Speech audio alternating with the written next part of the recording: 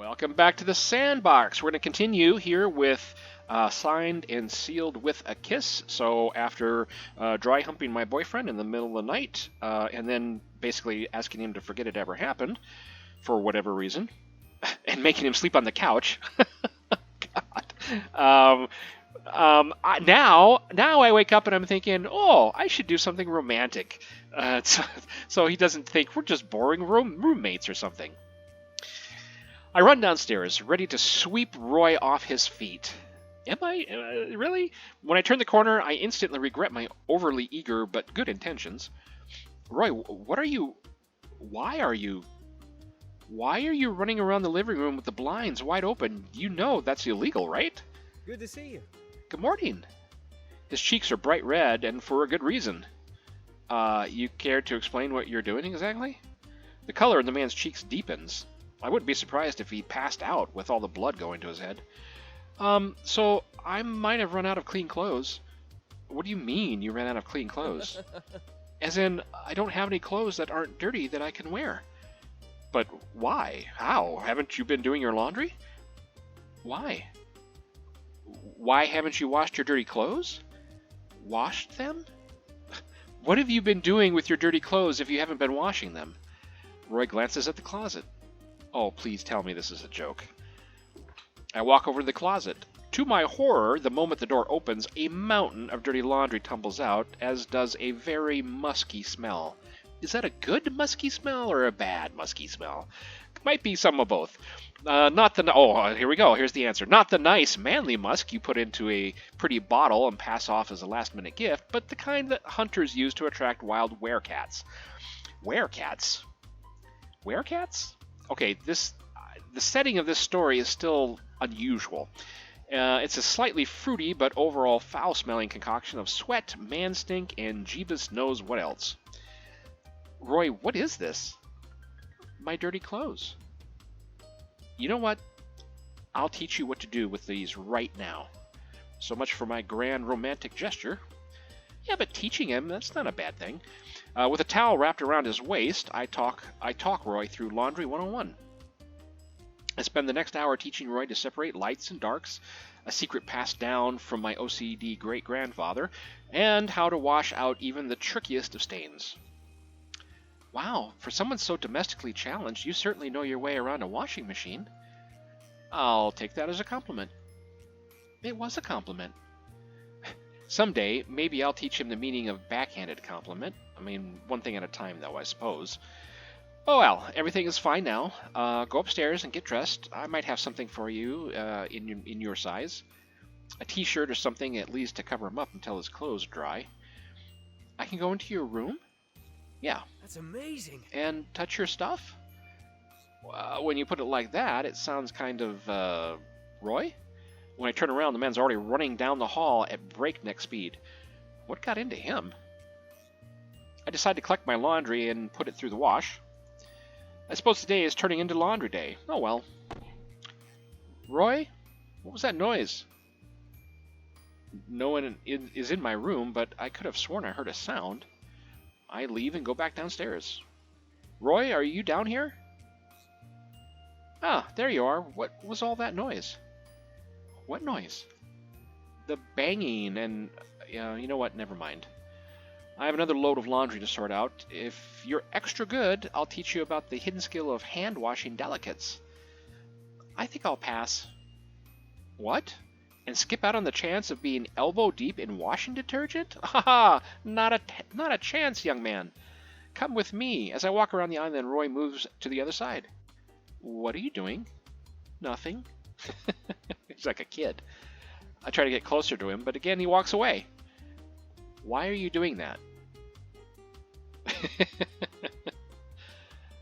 I start to walk around and he heads to the opposite direction, but he's almost on the opposite side. I jump on top of the counter and get an eyeful of whatever he's been hiding. Roy. Yes? Are those my underwear you're wearing? Maybe. You wanted me to put on underwear, didn't you? That was not quite what I had in mind. I'm sorry, okay? I had to make do with my limited options, so I made the best of the situation. I don't think that's the wording I'd use, but Oh, sure. I can respect that. Would you rather I get naked again? Kind of. But I say no. And so what? He's wearing my underwear. It's fine. They're washable. Maybe in a different situation, a situation that I should not be thinking about right now. Look, when I gave you access to my clothes, it didn't include my underwear, Roy. Again, why not? You didn't say I couldn't go into your underwear drawer. I leap off the counter and pull Roy over to the couch. Okay, I think you and I need to have a little talk about personal space. Okay, to begin with, my underwear drawer is off limits. As a matter of fact, I know that you know this already. Okay, last of all, this could go on for a while. There's a lot to explain to someone who doesn't know the first thing about personal space. And so here we are. Let's do a little cake baking, and some more charm, and some more intelligence, and we'll do some more kindness, and let's get some more intelligence, more intelligence. Yeah. Sun glares through my window, waking me. I roll onto my back, I stare up at the ceiling, my mind sinks into the back of my skull, becoming a lump of pink matter with all the formless uselessness of chewed gum. I should go back to sleep. I shut my eyes, but every thought sets off sparks in the darkness of my mind, giving my pain a physical form, which makes it somewhat tolerable. I mentally watch myself explode over and over again. When I finally open my eyes... didn't work. Well, crap. I roll over and smother myself with a pillow, begging for sleep to take me away from this cruel existence. Instead, I hear my bedroom door crack open ever so slightly. Ryan? Are you still sleeping? Roy slowly opens the door. I slip beneath the blankets and tightly shut my eyes, hoping that just this once he'll allow me to lie here in peace. When the door closes, I sigh in relief. I roll over with my back facing the door and half bury my face in the pillow. Ugh. The bed suddenly dips, and a hand is placed on my shoulder. My knee-jerk reaction is to punch the creep in the gut, but a familiar voice prevents me from doing so. Are you all right? Are you not feeling well? I just want to sleep. But it's already morning. I know, my head hurts, though. You're not going to get anything done in bed. It's fine. I can have a day off now and then. You've had enough rest. Come on, get out of bed. Roy, please. I'll make you your favorite breakfast. As much as I want to resist, my body is betraying me. I know I'm salivating. All right, already. I kick off the covers and storm out of bed. Roy seems pleased with his diabolical methods of persuasion. I'm dragged all the way to the local park to look at all the dogs. How or when Roy decided that he was a dog person isn't exactly clear, but his face completely lights up every time he spots a breed he hasn't seen before. Sometimes it's nice to see him like this, reminding me that the world is still a strange new thing to him. Eventually, Roy wanders further into the park while I remained under a tree, left to stare down at my grubby shoes. What are you doing over here? Isn't this enough for today? We just got here. It doesn't feel like it to me. My head is still ringing up a storm. Can't you try to have fun? Please, Roy, I came with you even though I was feeling sick. Isn't that enough? But you're not trying. You're depressing to be around when you're like this. I didn't want to be around anyone today. And I don't mean anything personal by that, believe me. What? The anger slowly drains from Roy's face, leaving behind a blank expression. Seeing it leaves me with mixed feelings. Do you really feel that bad? Yes, actually. I've had, well, an interesting last while, as I'm sure you can imagine. It's been draining, both emotionally and physically. It's taking a toll on my health. I'm sorry. I didn't mean to force you out here. I just wanted you to have a good time. I don't doubt your good intentions. They just might be a little misplaced. I force a smile to try to reassure him. Thank you, though. I appreciate it. I'll make it up to you some other time. Promise? Yeah, I promise. All right, well, let's head home then. More statistics for little Roy here. Um, let's do sexiness once and twice, and more appeal, and more tending to the garden, and art supplies, and library, and library, and library. Another day, more work, the usual. Roy and my relationship has been progressing steadily. I find myself thinking about him more and more. It's those big eyes and cute expressions he makes. Roy is pretty easy on the eyes in general, isn't he? Focus. You're supposed to be working right now. My phone starts ringing, a familiar number on the caller ID. I quickly pick it up. Hello? Good to see you. Is that you? Of course, it's me, silly. Who else would it be?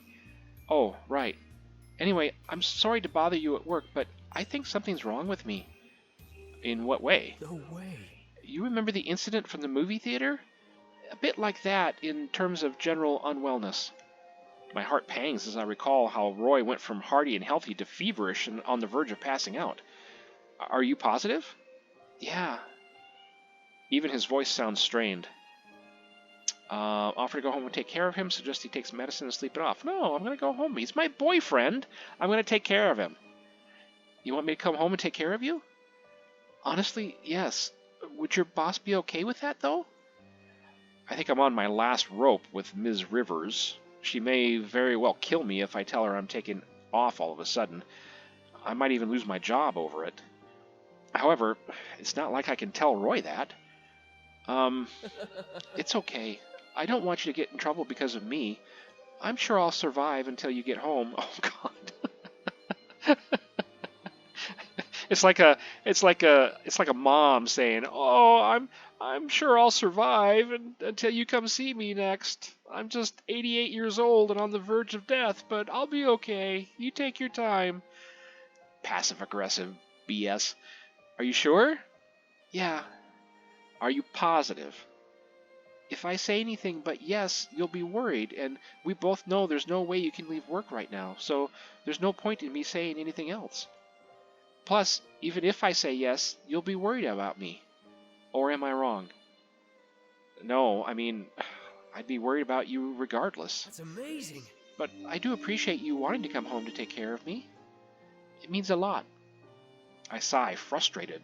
If I could, I would go home to take care of him, but I can't risk losing my job. I'm sorry, Roy. I honestly am. I know. Don't worry. I'd feel horrible if you got fired because of me. It's just nice to hear that you care about me. Aw. Okay, go lie down and get some rest. As soon as I'm off the phone, I'll lie down, I promise. And if anything happens, or if you feel worse, let me know, and I'll come straight home, okay? Okay, will do. Thanks. Before I hang up, can I ask you what you were doing or thinking about before you started feeling bad? Nothing special. I was doing chores around the house. All right, well, we'll talk more after work. With that, Roy and I hang up the call. Not again. Oh, crap. My cell phone's about to die, and I left my portable charger at home. I knew I shouldn't have stayed up all night playing The Tail Makes the Fox. But Celios is so adorable, I couldn't stop myself from getting all of his endings. Hopefully, Roy won't need me anytime soon. Worst case scenario, he can always call the office directly and ask for me. When I get home, the entire house is dark. Roy? The silence is deafening, and it scares the shit out of me. Roy, are you here? If you're messing with me, this isn't funny. My call is met with silence. I quickly search the entire house to ensure he hasn't collapsed somewhere. However, the man is nowhere to be found. It's both a relief and worrying. Where could he have gone? While standing around, I spot his cell phone on the coffee table. Something's definitely wrong. Roy wouldn't leave his phone at home if he went out. I plug my dead cell phone into charge before checking the caller ID on the landline to see if there's any missed calls. Holy shit, is there ever a long log. I don't recognize any of the numbers, but the last call was made 5 minutes ago. Suddenly the phone begins to ring. Like the rest of the log, it's a call from an unrecognized number. Hello? Oh, thank goodness. I tried calling your cell phone, but it kept saying the line was unavailable. I'm sorry, my phone died. Anyway, why aren't you at home? Where are you right now? That's the thing. I don't know. What? Oh? I don't know where I am. What do you mean? How did you get there? That... I don't know. What do you mean you don't know? You got there somehow, didn't you? I don't remember what happened. All I know is that I left my cell phone at home and I'm at someplace I don't recognize. I don't know how I got here or why I'm here. Okay, that's not important right now. Describe where you are and I'll try to figure it out so I can come get you. Tell me what you see. If you can find any street signs, even better. Oh, and then we get to pick where he's at. For some reason, he doesn't just tell us. And I think these choices do impact him, his personality, or maybe the story. I'm not quite sure. So, like, if he's at a bar, maybe he was picking up guys. Observatory, maybe that increases in his intelligence. Somewhere out in nature, I don't know. Anyway, so where do we want to go? Let's do somewhere out in nature because he seems to like being outside. I don't know. It's dark and I'm on some sort of trail. I think there's a bunch of trees and such. Hang on. I hear Roy take several hurried footsteps. There's a penguin statue of some sort up ahead. What the heck? That sounds like you're on the garden hike trail, which is at the edge of city limits. How in the world did you manage that? Brian, please, can you just come get me first? Right, I'll be there soon. In the meantime, from the direction of the penguin, can you walk south? You should arrive at a parking lot if you keep walking, and there should be a couple of benches near the end of the path. I'll go there to pick you up. I got it. Please hurry. I hang up, confused as all heck. If I were to disappear, the last place I'd want to go would be someplace that requires a lot of walking. What in the hell just happened to him? I mean, first the breakdown at the movie theater, and now this? After grabbing my portable charger and connecting it to my still dying cell phone, I take my keys and head out the door. Let's hope this doesn't become a routine. We need to get to the bottom of this, and fast. And how? Here. Thanks. After accepting the hot drink, he continues holding it to warm his hands. So, about that woman, can you describe her? Roy closes his eyes and tries to picture the woman in his mind. She had black hair, brown eyes, wears glasses, and is pretty. Well, that's not particularly helpful, especially not if I wanted to do a citywide search for this mystery woman. Plus, pretty is subjective as fudge. Roy's eyes darken as he stares into his hot cocoa. Is it my fault that he's getting all screwed up like this? Am I the reason he's acting this way? Did I break him somehow? Did I do something to trigger this? Shit. Have I been treating him poorly? Kind of. I have to say, yeah. I have kind of been treating him like shit. Aside from occasionally asking if he's a robot, I've been treating him decently, right? Brian, answer me honestly. Is there something wrong with me? No. I'm sure this is all nothing. Nope, this is definitely something. Which is why I'm totally lying to him. You don't need to lie to try to make me feel better. What should I do? Read the manual or contact the company? Well, you know what? Let's start. I'm sure if I contact the company, they're going to do what all companies say, and that is, did you read the manual? So let's just read the manual and see if we can't solve it on our own. Oh my God, there's a manual! The thing that I didn't read! I should probably take care of that right now. I clear my throat in a desperate attempt to retain some semblance of dignity. Please excuse me for a moment while I go retrieve your manual from my desk. Roy snorts, clearly amused. Sure thing. Of course, he saw right through me. This guy is fine-tuned to read my personality and learn my quirks. Okay. I rush upstairs. I grab the untouched Beta Boyfriend manual sitting on my office desk before returning to the living room. Wait a second. Are you allowed to see whatever is in here? I mean, the meta of this isn't going to, cause you to implode or create a black hole, right? Roy chuckles, bringing a lighter tone to the otherwise dismal atmosphere. I'll be fine, but thanks for your concern. To be honest, I skimmed a few sections when I was bored. I sit down on the couch next to him and crack open the book. First thing I see is a giant warning. Warning. If you do not properly calibrate your Beta Boyfriend, he may encounter sporadic personality issues. Well, that would explain. So it is my fault. A frustrated sigh escapes me. Roy grasps my shoulder, squeezing gently, but all it does is make me feel even worse. After checking the table of contents, I flip to the section called Calibrating Your Beta Boyfriend. To ensure you have properly calibrated your beta boyfriend, please enforce your changes when he has attained the desired personality traits. To do so, praise your beta boyfriend after the traits reveal itself. Don't worry if you think you missed it. Praise given within 15 minutes of the trait will still qualify as enforcing the change. Oh? These instructions are kind of weird. Yeah, you're telling me. Wait, does this mean if I'd done that earlier, Roy wouldn't have suffered through all of this? I quickly glance through the pages to see if there's anything else on the matter. According to this, it's not impossible to calibrate you at a later stage, but it just may be more difficult due to a conflict of the personalities that you've collected during this time. But it doesn't mention anything about memories. No way. Maybe it's an unknown side effect? I groan as I quickly flip to the index at the front of the book and search for a section regarding memories. The only thing I find is something about it's important to make memories with your beta boyfriend and other unimportant information like that. In my growing irritation, I slam the manual shut and toss it onto the table. I'll properly read through it later, okay? For now, I just want to take a break. Roy looks worried, to say the least, and I can't blame him. In short, it's my fault that he's like this now. There's no point in dwelling on this any further tonight. We've had a long day. I'm sure you're tired. Try to get some sleep, okay? I promise we'll figure this out sooner or later. Okay. It's rare for Roy to sound so hesitant. So, I do the only thing that comes to mind. I lean over and press my mouth against his temple in a soft kiss. His skin is warm under my lips, and he tenses ever so slightly in surprise. He tries to smile, but isn't fooling anyone, least of all me. I'm sorry for troubling you today. It must have been annoying to have to pick me up and everything. No, you didn't make me do anything. I was happy to help. Anyway, don't overthink it, okay? Focus on getting some well-deserved rest.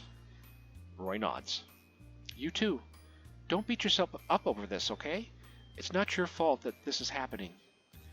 Well, stop lying. It is my fault, all of this. I broke him. I broke my boyfriend. Ugh. Brian, please. Roy pulls me into a hug, pressing my head against his toned pecs. I can hear his heart, his human heart, beating within his ribcage. Like you said, we'll figure this out eventually. His voice is a gentle whisper, although it's supposed to reassure me. The only thing it does is drive the guilt deeper. While he holds me in the security and warmth of his arms, I make a promise to myself deep in my heart. I'm going to get to the bottom of this, who that woman is, to prevent something like tonight from ever happening again, and most importantly, I'll protect the smile of the man who's more than just a mail-in boyfriend. And here we are, back to choosing some statistics. So we're going to cut the episode right there. Come on back, and let's see if we can't fill out Roy's personality. He still looks kind of sad, though. I don't know, our relationship is not great. I think I'm failing in this game. I'm screwing it up. So come on back and watch the disaster unfold. See you next time in the sandbox.